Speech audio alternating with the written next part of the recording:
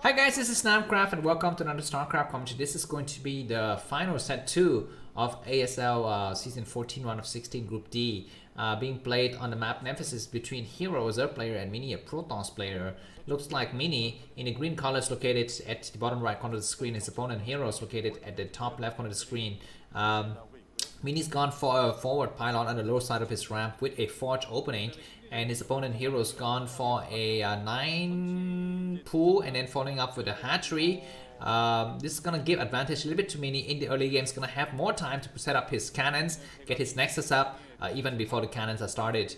And Heroes is now still completely in the dark because he didn't go to follow up with the scout with the drone. He's gonna try to follow up with the scout with the drone now, or maybe that drone is to produce another hatchery, and that remains to be seen in the early to mid stage of this game here.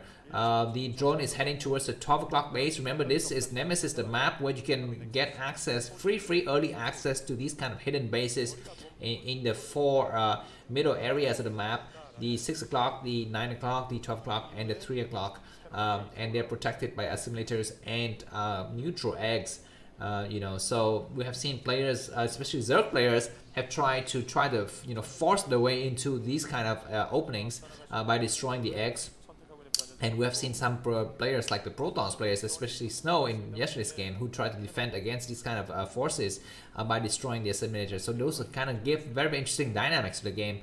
And I wouldn't know how to fight in this kind of situation, because if I cannot see the third base clearly in my grabs and I cannot see a way to take it without getting assaulted by my opponent, the Zerg player, to me that is automatically a map that is unfavorable to Protons. But it looks like these Protons players like Snow and Mini know a better way to fight without an immediate way to get into the third base and get more mineral income here.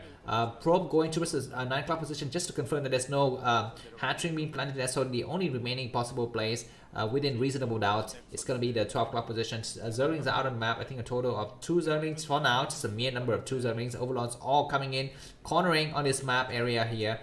This Zealot walks out of the expansion before the Overlord arrives, I think.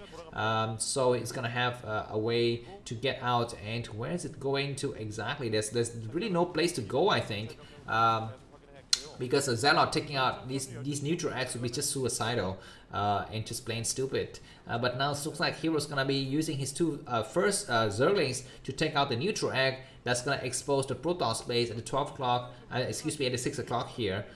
We have seen more and more these kind of builds where you just use the Zerglings very early to take out these neutral buildings. So is that gonna mean that it's gonna be better for the Protoss player to go for gateway openings, like with double gateway even? That's gonna really nullify the effects of the Zerg player just trying to get into the main here. This probe just gets right in, and it's gonna be able to harass the drones here. A single probe could really harass the drones before any kind of additional units could really get out here on the map. But another interesting aspect of this map is if you go for 3 hatch hydras, just as Hero is going for now, he's gonna have to destroy those eggs before these hydras can really get out there and do something. And the probe is really preventing that from happening. More Zerglings coming out. This probe is gonna have to run towards the other side. It's gonna try to get inside the base again, or no, or maybe not.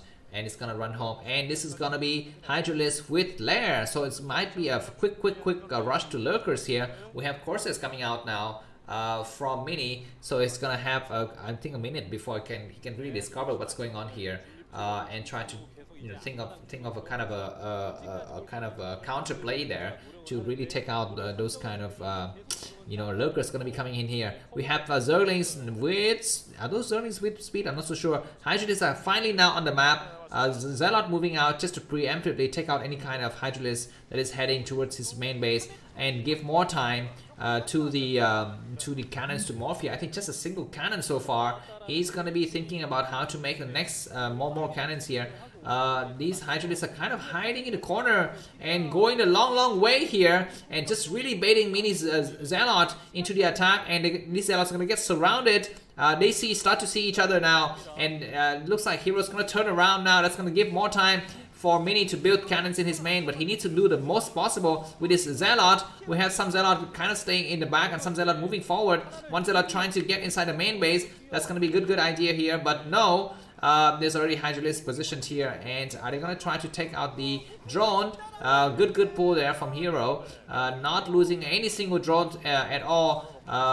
Maybe he loses a single drone now, so that is gonna be a small victory there for Mini, but losing a lot of Xenon for that. His cannon is going to get up now.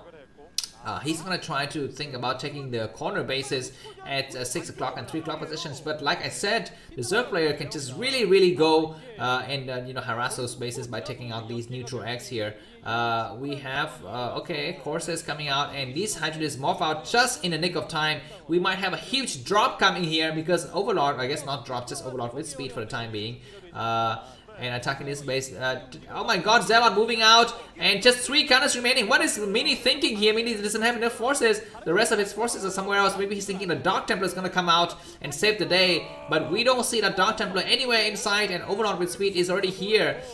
So that was a little bit of a misestimation there by Mini of the potential power of the Hydralisk to attack, and that was GG. So we are all setting the stage for the final set 3. Thanks for watching, and see you soon. Bye bye.